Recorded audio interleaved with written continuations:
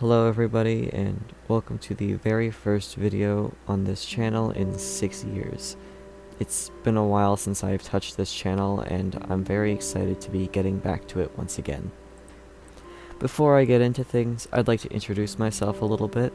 My name is Morgan, and I'm a huge fan of all things horror, whether that be video games, movies, or even little series on YouTube that I can really appreciate. Ever since the pandemic started, I found myself a very huge love for horror media and how much I love their in-depth storytelling. I had a video planned on another horror series, and I scrapped it, but hopefully after I upload this, I'll be able to upload that too. But recently, when I was looking on Steam through indie games, I found this one in my recommended. This is a game called Lily's Well. It's probably one of my all-time favorite horror games that I've ever played. My first time playing through its entire story, I was genuinely brought to tears because of how much it touched me. Playing through it more than enough times, you kind of start to notice some patterns and more to its story.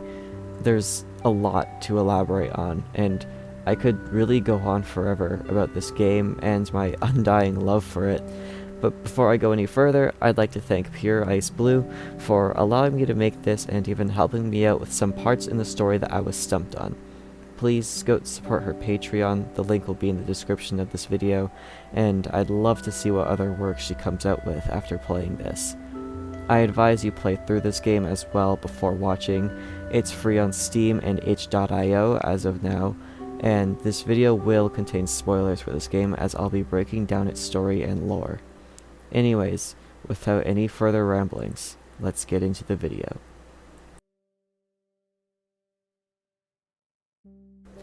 It's spring 2005, and Lily Tabaki is a 9-year-old girl living with her papa. One night, her papa has to attend work late at night, and trusts Lily to take care of herself on her own while he's gone. She occupies herself by knitting before heading to bed. Once she's in bed, she hears screaming from the well near her house. Lily has the need to help this poor soul in the well, so she gathers anything that can work as rope material to find this person or thing screaming. In order to understand the full story, Lily must see what happens when she uses 1 through 10 rope materials. Let's start with 1 rope ending.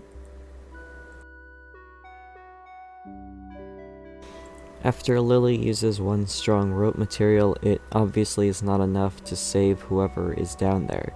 So she attempts to climb back up when she sees a cloaked figure trimming her rope, causing her to fall to her doom at the bottom. We'll see more of these cloaked figures later, which is why I bring them up. Before I continue with the rest of the endings, I'd like to mention that for each ending, you unlock a new flower that grows outside of the well, with the number of flowers being the amount of rope that you used, and what the flower says when you interact with it reflects on your death. For each ending, I'll also show what each flower says. For this one, it says, "Looking at this makes your legs ache for some reason." With 2 ropes, it's a similar enough ending to 1, except instead of getting her rope cut, she slips and falls due to the rain making it slippery, once again falling to her doom at the bottom.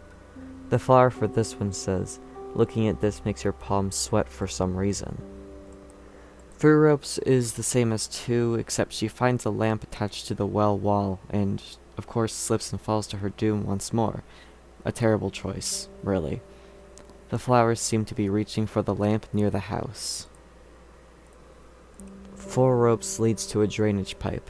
After exploring it, she's met to her doom that is, instead of falling down the well, she's hit with rushing water, hitting her head on a rock in the river, and having the corpse mutilated due to that.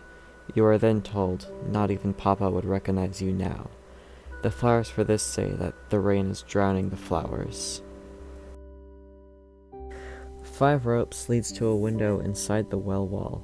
It's slightly open, so she decides to open the rest of it herself and jump in, luckily landing on something soft.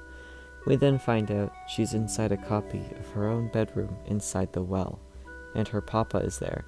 He advises her to get some sleep, and that she should do a better job at listening to him. Once she's asleep, he suffocates her with a pillow, killing her. So I guess we have a better idea of how good of this dad this Papa is now.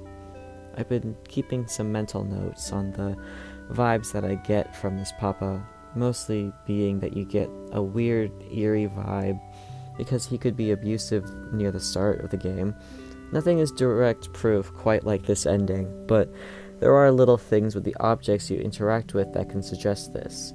Lily saying to herself constantly that she shouldn't be doing certain things or going certain places or she'll get in trouble, and the fact that he has a bullwhip in his closet.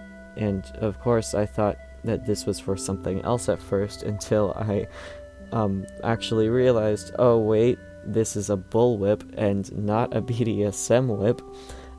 And it's, bullwhips are used for livestock. And what we know is Papa doesn't exactly have a history with livestock, and even if he did, it's kind of unknown why this would be kept locked in a safe in his closet in the first place.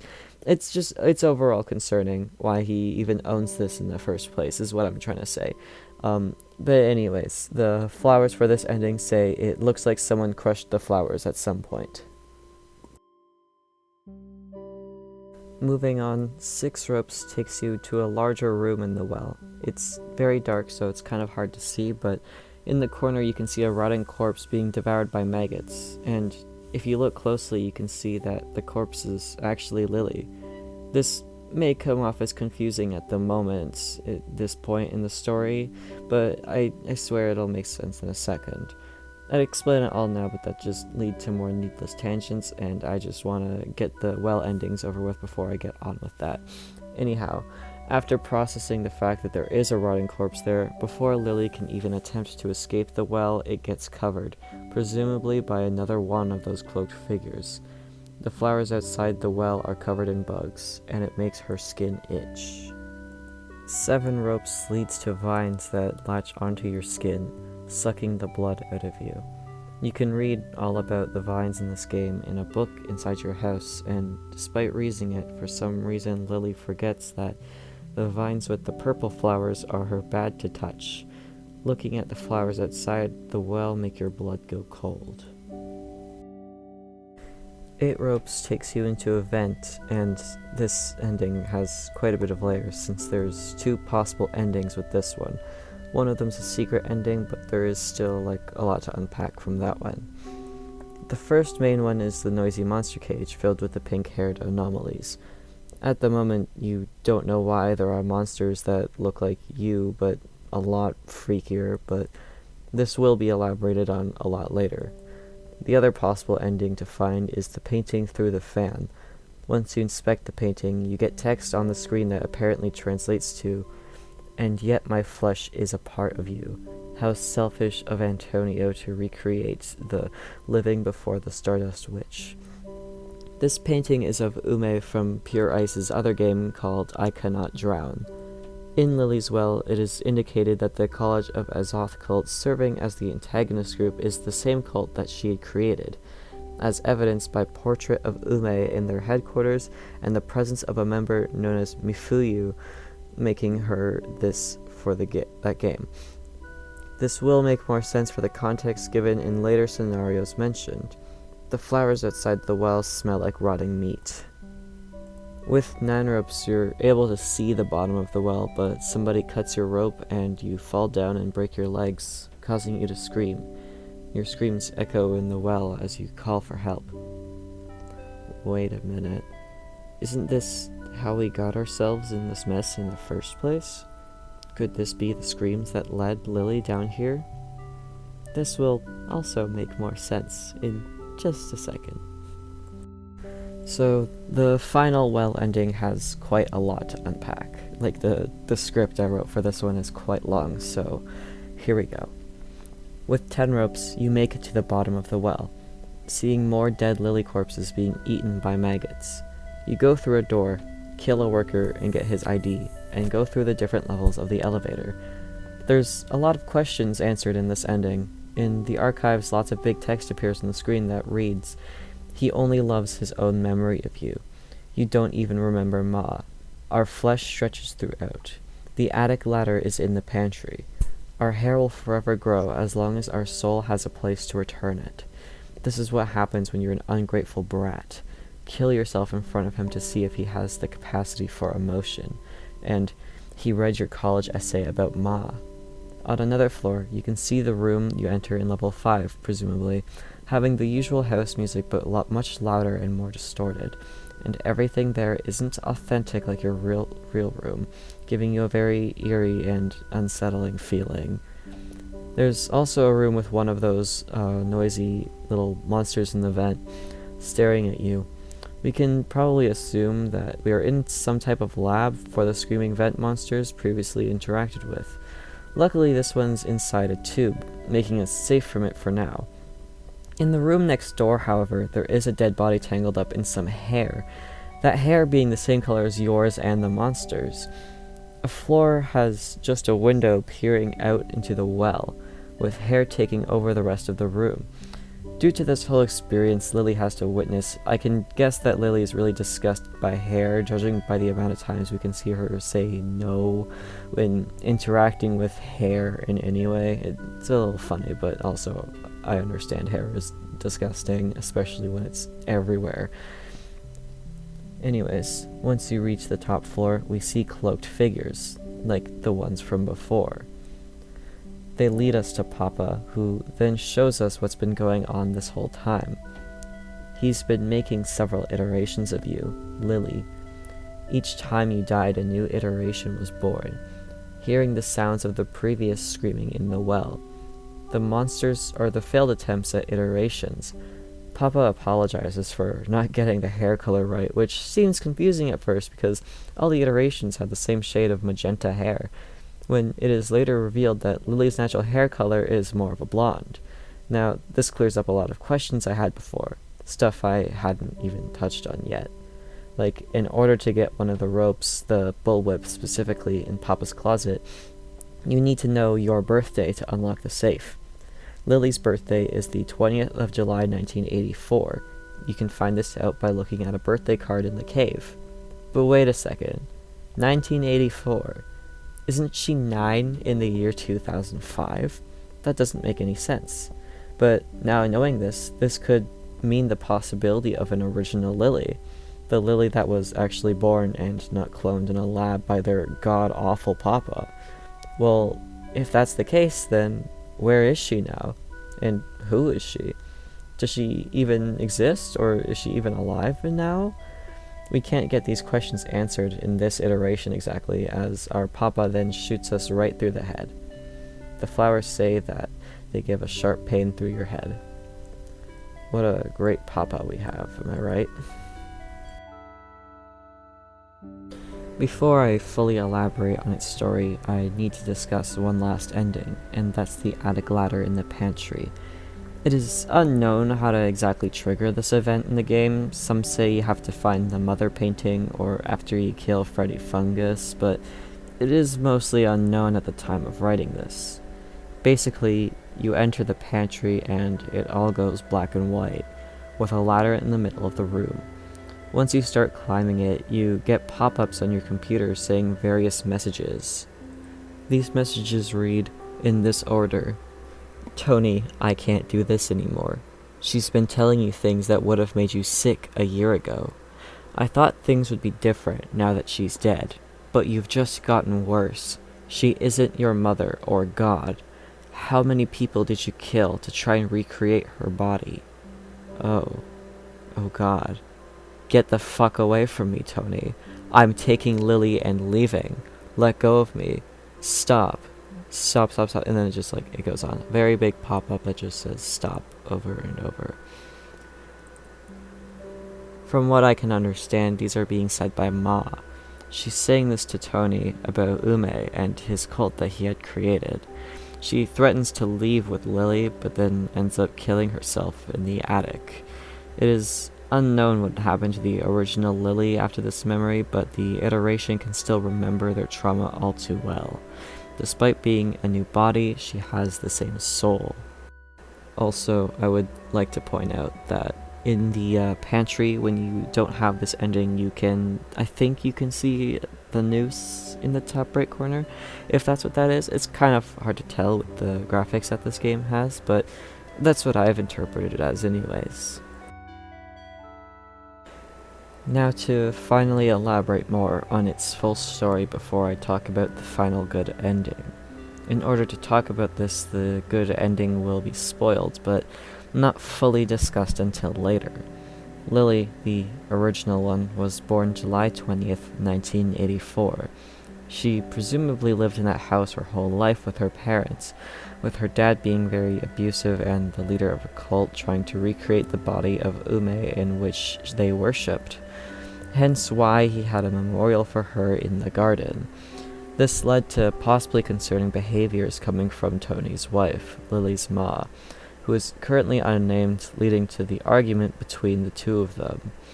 Ma saying she's taking Lily and leaving, which ended up being unsuccessful as we then see her dead body in Tony's house, from suicide. Tony didn't seem to have a significant reaction to this. We see no memorial or sense of loss from Ma. She's never talked about or mentioned by Tony unless it seems to be out of frustration. This explains the message that we get that says, kill yourself in front of him to see if he still has the capacity for emotion. It is unknown how old Lily was when this happened, but afterwards we now know that she wrote a college essay about Ma, which presumably frustrated Pa. Tony wants a daughter that'll do everything he says and obey him properly like a proper daughter or whatever. This is what you get for being an ungrateful brat, and starts working on the iterations of Lily. This, of course, led to several failures who still lurk around the well and in the forest too. We see the feeding animal ending that the animal is one of the Lily monsters. Usually the failed monsters would get incinerated, but maybe some escaped and made home in the vents. One of the plaques say, gold represents absolute perfection and the ultimate goal of all alchemists. Many alchemists have their own personal goal that they pursue. Tony's goal could be having something in his life that he could fully control and obey him. There's a lot of plaques when you go through the floors on the elevator that have a lot to do with the general story. I won't be fully elaborating on all of them, but if you play through the game, a lot of them do talk about like souls and stuff, which is very heavy in this story. There's like lots to do with like souls. So anyways, that's why he's the leader of the College of Azoth cult, repeatedly lures Lily to her death and keeps her from ever leaving him, and keeps trying to create the perfect Lily that will obey his words no matter what. One that won't be curious by the sounds coming out of a well at night. He's able to make a successful iteration, in fact, a few successful ones, with the same soul so they're able to remember each other's trauma and stuff. It's a little complex, so I apologize if I sound unsure on this, or if I'm incorrect on anything, by the way. This is just stuff I gathered from a few weeks of research and hours of gameplay and a few messages with the developer. So I'm really doing what I can here. Anyways, every time a new iteration has a well ending where they die, that results in them screaming for her life, causing a new iteration to awaken with the previous's memories and traumas, wanting to go down the well to save the person down there, not knowing that it is actually you. After unlocking all the endings, otherwise being able to remember your original self's phone number, you're able to dial it now that you know the full thing. You're on the phone with the original Lily, who had moved out long ago. She's now 20. She's driving over while she talks to you on the phone, and she then packs all your things and goes with you into her car. She leaves briefly to grab some more things, but it's been a while, and Lily is getting nervous and leaves the car and goes to find her covering the house in kerosene. The two of them spread it all over the house and garden, and then set it ablaze. Original Lily is there to support Lily when she's sad about it all and gives her a hug. Then they finally go on their road trip to get some chocolate chip pancakes and live together forever. That is, what a good ending. I'm gonna go cry now.